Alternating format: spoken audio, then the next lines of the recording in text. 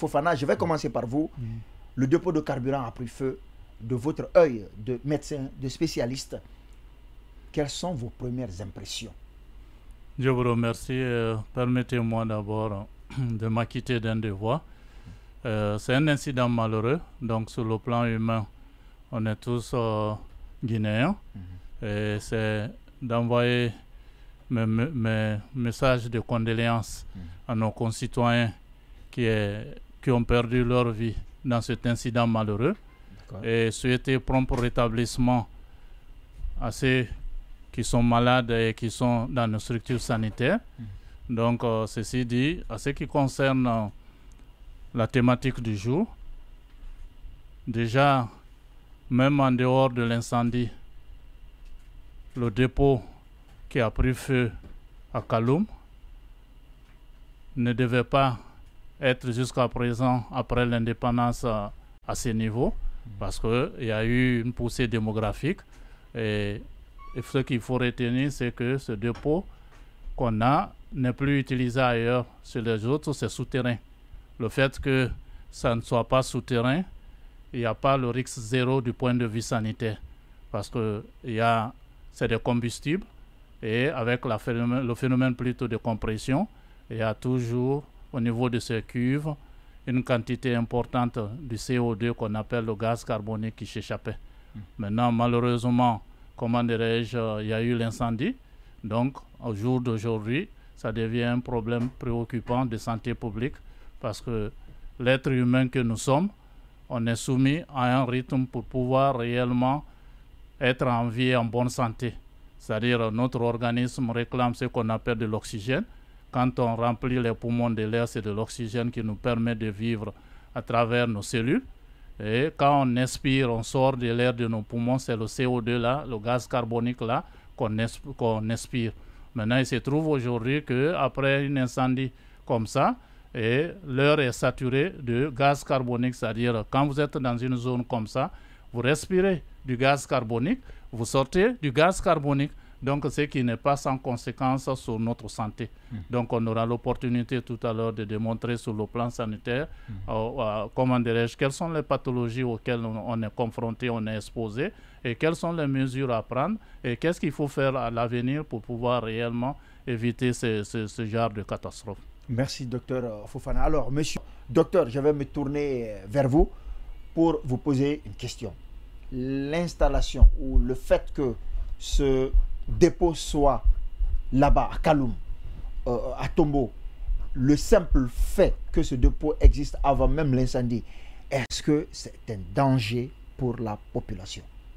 Oui, je te remercie, Yacine. C'est que, comme je l'ai dit tout à l'heure, pour l'installation des infrastructures comme ça, et avec ce que comporte comme risque sur le plan sanitaire est très élevé parce que le problème c'est des combustibles.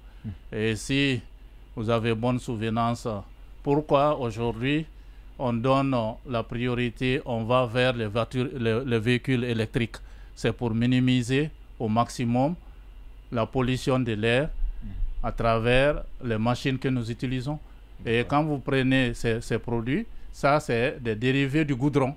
Pour extraire, comment dirais-je, le pétrole, c'est le dérivé du goudron. Donc là, c'est des substances qui contiennent beaucoup de métaux lourds qui sont très nocifs, c'est-à-dire des substances cancérogènes qui, à la longue, si on est exposé à ces substances-là, on peut développer ce qu'on appelle le cancer du poumon. Maintenant, à ce qui concerne l'actualité, la fumée que ça a dégagée, bien avant ça, il y a, comme je l'ai dit tout à l'heure dans la première partie, il y a une certaine quantité par phénomène de compression des gaz qui s'échappent au niveau de ces cuves-là, qu'il est incendie ou pas. C'est pourquoi la réglementation en la matière veut que là où il y a ces cuves-là, le minimum de rayon à respecter, c'est 2 km. C'est-à-dire, en dehors de 2 km, il peut y avoir quelques infrastructures, juste peut-être pour des travaux d'urgence, c'est-à-dire les gens ne sont pas là en permanent comme des maisons d'habitation. Maintenant, s'il s'agit des maisons d'habitation, la règle à la matière, il faut être dans un rayon de 5 km. Donc ça veut dire que tous ceux qui sont aujourd'hui, qui habitent à Koronti, en réalité, ne devaient pas être, quand vous prenez Koronti sans fil et tout ce qui s'ensuit, devait être en haute banlieue. Parce qu'avec la présence du dépôt et tout ce qui s'ensuit, bien avant l'incendie, c'est des populations déjà qui étaient, comment dirais-je, exposées à l'échappement, comment dirais-je, à ces gaz-là, parce que qui s'échappent chaque fois que la température monte, parce qu'on est dans un pays tropical où tout le monde sait, même pendant les périodes hivernales aujourd'hui à Conakry cette année, il a fait très chaud. Et quand c'est fait comme ça, c'est par problème de combustion, il y a le gaz qui est le CO2 qui s'échappe dans l'air. Et la population riveraine qui est à côté respire. Et ce qui fait qu'à la longue, comme je le dis, ça peut entraîner des problèmes de bronchite qu'on appelle les bronchites obstructives, c'est-à-dire qui empêchent même le poumon de fonctionner normalement. Et il y a un autre cas, c'est des maladies du cœur qu'on appelle les maladies ischémiques du cœur, parce que les vaisseaux qui permettent au cœur de fonctionner ne supportent pas le manque d'oxygène. Et maintenant, ça peut entraîner ce qu'on appelle l'accident vasculaire cérébral. En réalité, on développe cette complication, c'est quand on est hypertendu en temps normal.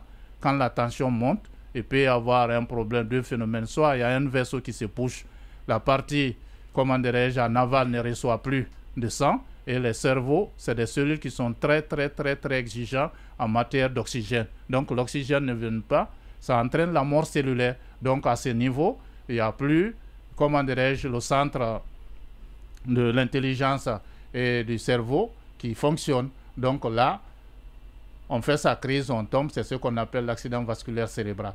On tombe dans le coma et finalement, c'est prouvé que ça, c'est l'accident vasculaire cérébral ischémique qui représente les 80% des cas d'AVC. Et comment dirais-je, des fumées comme le CO2 peut entraîner des pathologies comme ça. Et à la longue, le fait de respirer, la porte d'entrée, c'est les poumons. C'est comme quelqu'un qui se met à fumer et on dit pourquoi la cigarette, c'est pas bon. C'est que le problème, ça a les mêmes composantes que le combustible là qui est le carburant. Parce que vous avez la nicotine dans la cigarette et vous avez le gaz carbonique et vous avez le goudron.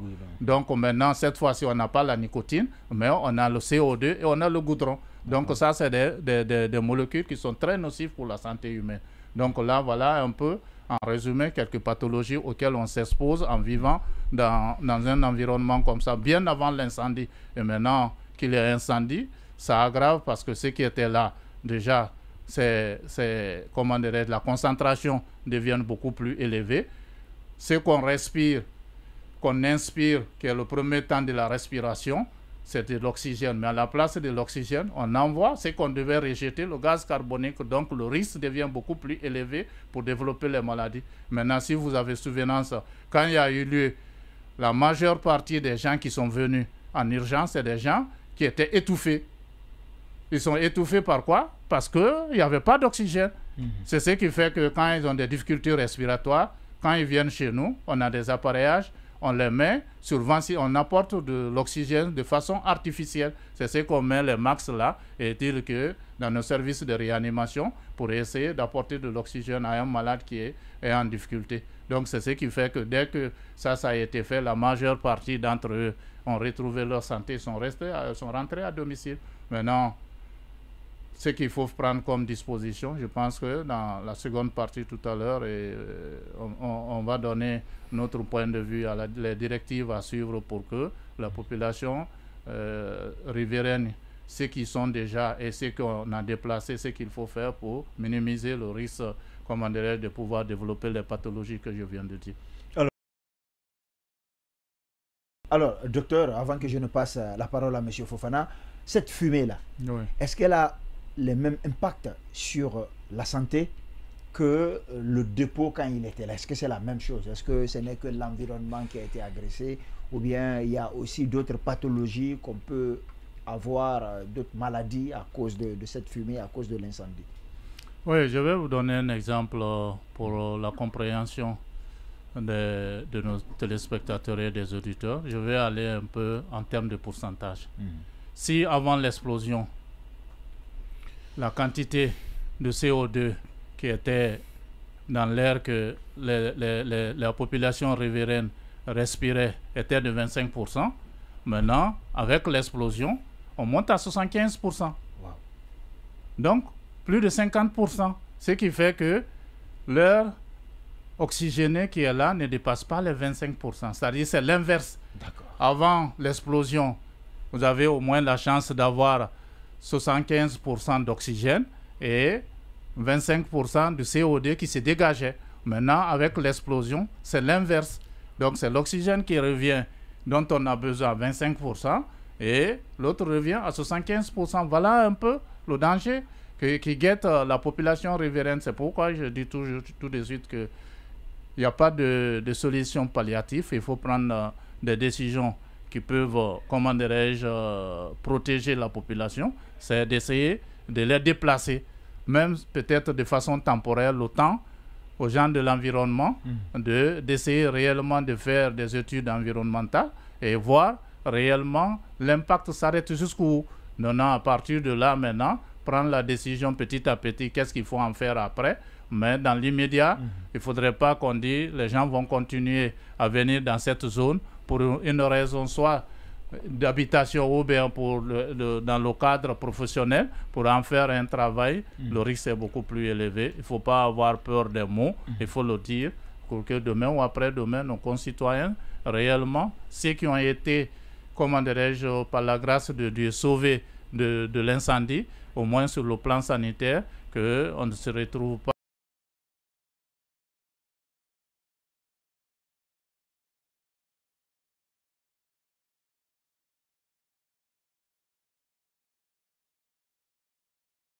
Minimum dans les structures qui existent à Kaloum.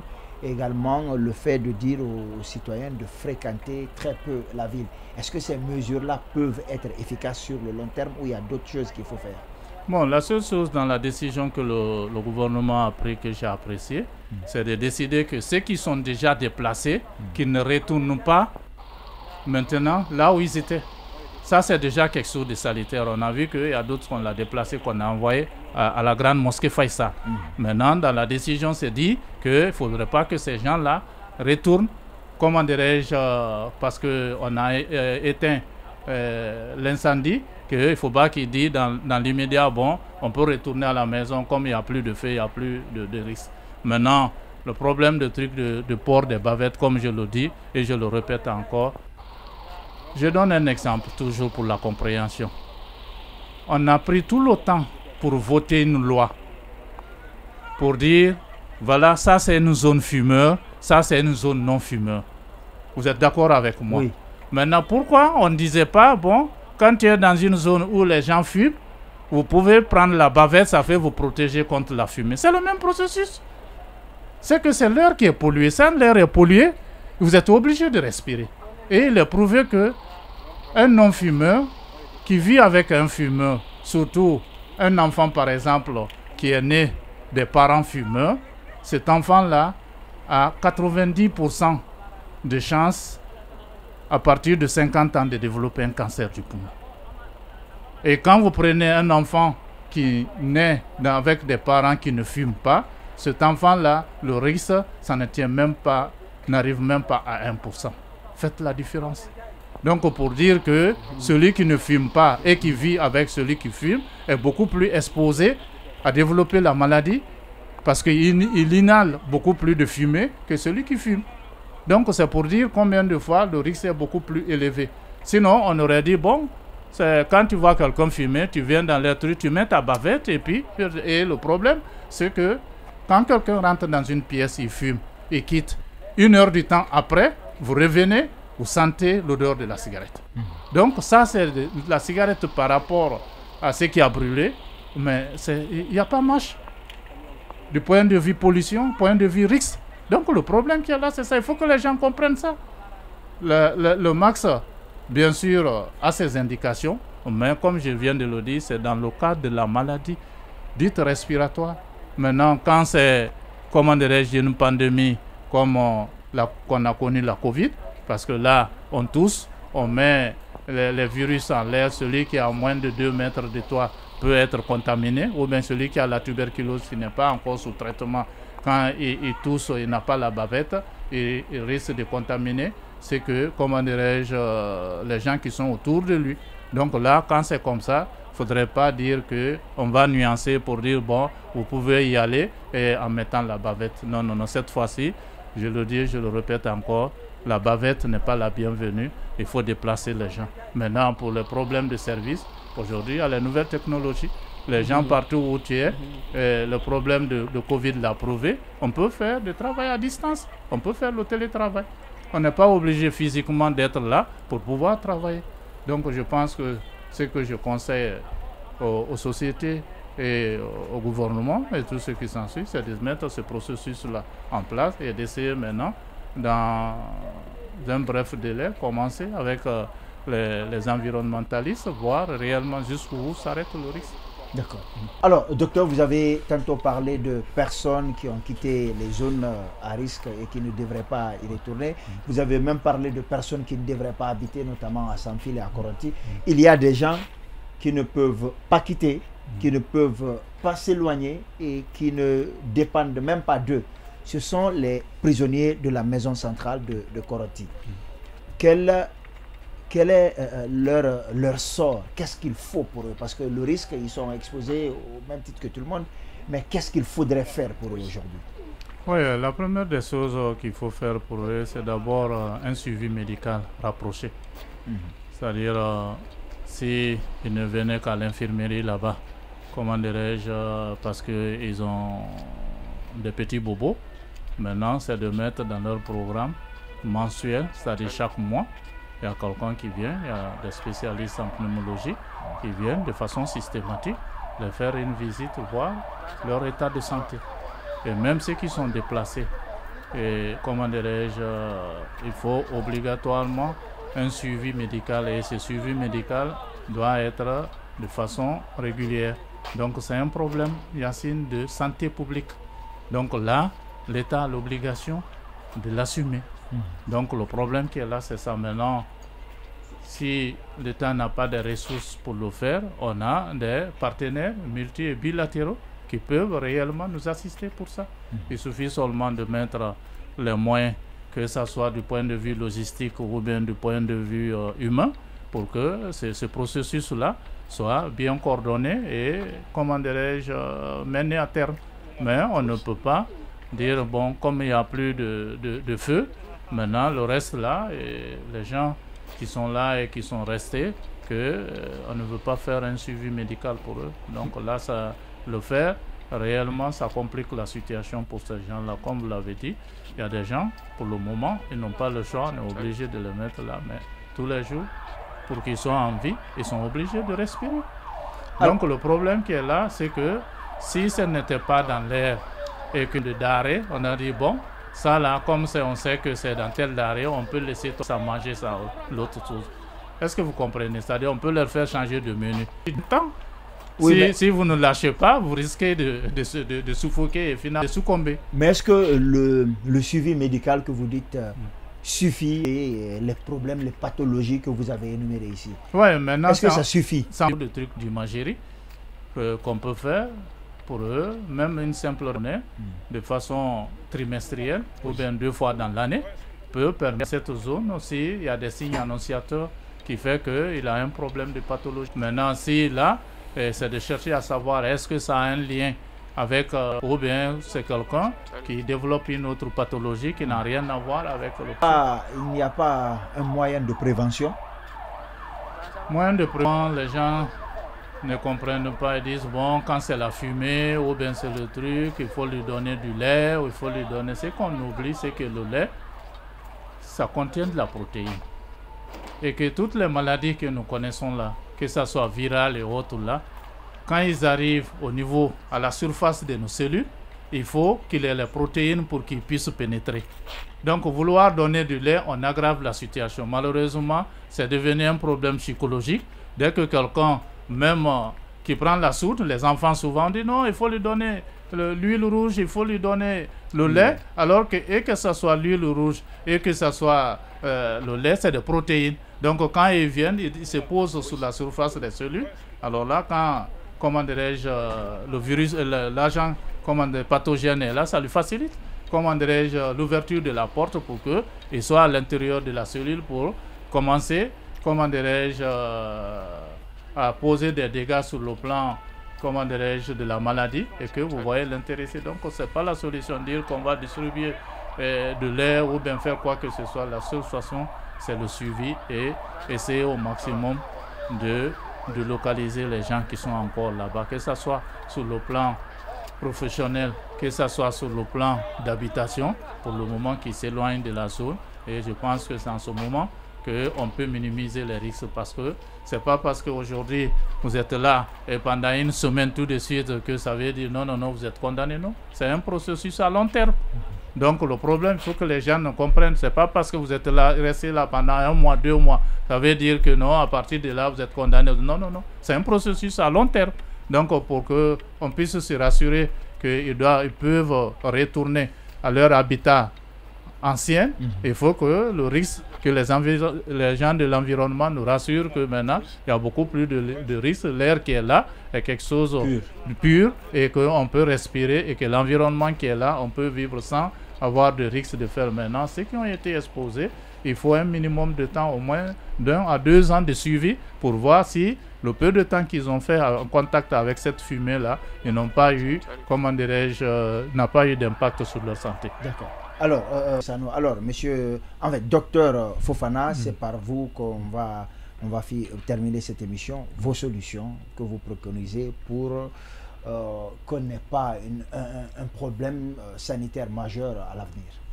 Oui, je terminerai par ce mot. Et souvent dans notre jargon, on dit souvent dans notre métier que mieux vaut prévenir que guérir. Donc on met devant le fait accompli.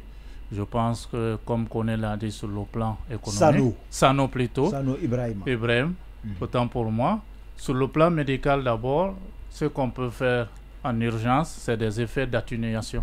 D'accord. Donc ceux qui sont déjà victimes, malades, ça s'est fait déjà, continuer à les prendre en charge.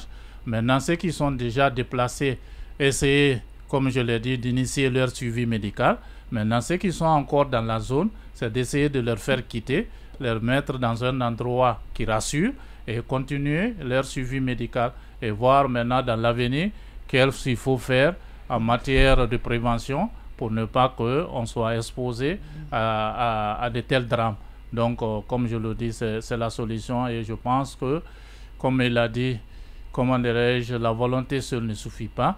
Il faut trouver les moyens, il faut trouver les ressources pour pouvoir faire face parce que c'est un problème humain. Parce que, comme je le dis, tout ce qu'on est en train de parler, le matériel, le truc, c'est bon, mais l'humain passe avant tout. Parce que sans l'humain, ce matériel-là, cet argent-là, tout ce qu'on envisagera n'a pas de sens. Et pour qu'on puisse parler du développement d'un pays, il faut que cette population soit en bonne santé. On dit souvent la santé n'est rien, mais sans la santé, rien n'est possible. Je vous remercie. Merci.